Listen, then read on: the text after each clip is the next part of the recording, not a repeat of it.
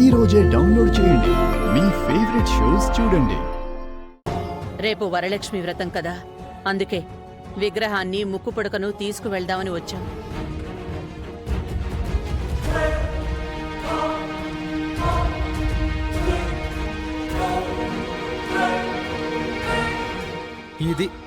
ఇది అసలైన మ్యాటర్.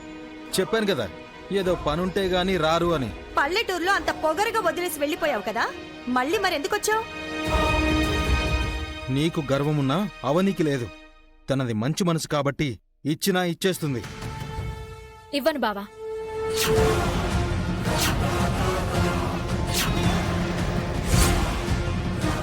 నేను అమ్మవారిని ఇవ్వను. తీసుకెళ్లమని పల్లెటూళ్ళలో అంతలా బతిమాలేవు కదా. మరి మీరు తీసుకెళ్లలేదు కదా. చూడమ్మా, విగ్రహం ఇంటి నుంచి బయటికి పోయిన తర్వాత చాలా అనర్థాలు జరుగుతున్నాయి. అందుకే నువ్వు పెద్ద మనసు చేసుకుని ఇచ్చేయమ్మా. సరే, మీరింతలా ప్రాధేయపడుతున్నారు కాబట్టి ఇచ్చేస్తాను. But one condition. ఏంటమ్మా అది? రేపు వ్రతం ఉంది కాబట్టి ఆ వ్రతంలో అమ్మవారిని పెట్టుకుందామని అనుకుంటున్నాను. వ్రతమైన వెంటనే తీసుకుని వెళ్ళిపోవచ్చు. ఇప్పుడు నా కండిషన్ ఏంటంటే, మీరందరూ ఆ వ్రతానికి రావాలి. కుటుంబ సమేతంగా రావాలి. శ్రీకర్ బావ కూడా రావాలి. ఎందుకు? మీ అందరి సమక్షంలో నా భర్తతో కలిసి నేను వ్రతం చేసుకోవాలి. ఎటువంటి ఆటంకం మీ కుటుంబం నుంచి రాకుండా వ్రతం పూర్తయితే అమ్మవారిని మీకిచ్చేస్తాను. మీరు తీసుకుని వెళ్ళిపోవచ్చు. నాకు ఎటువంటి అభ్యంతరమూ లేదు.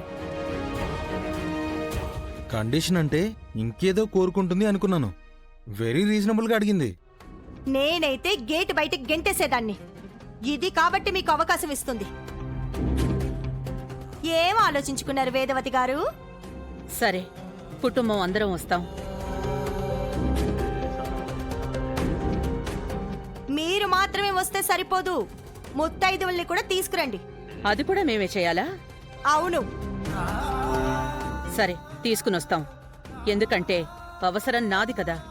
అయితే నాది ఒక కండిషన్. ఏంటది? వ్రతంలో మేము ఇబ్బంది పడే పని మీరు చెయ్యొద్దు. ఏంటది? వ్రతానికి ఆ సత్యాన్ని పిలవకూడదు.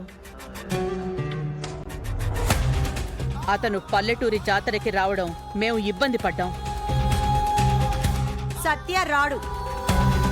అవని పిలుస్తుందేమో. పిలవదు. అవని మాటిస్తే బావుంటుంది. పిలువను. పిలిస్తే మాత్రం మర్యాదగా ఉండదు. అవని మాటిచ్చిందంటే మీలా మాట తప్పదు. సరే, చూద్దాం. బయలుదేరతామమ్మా. సరే మావయ్య.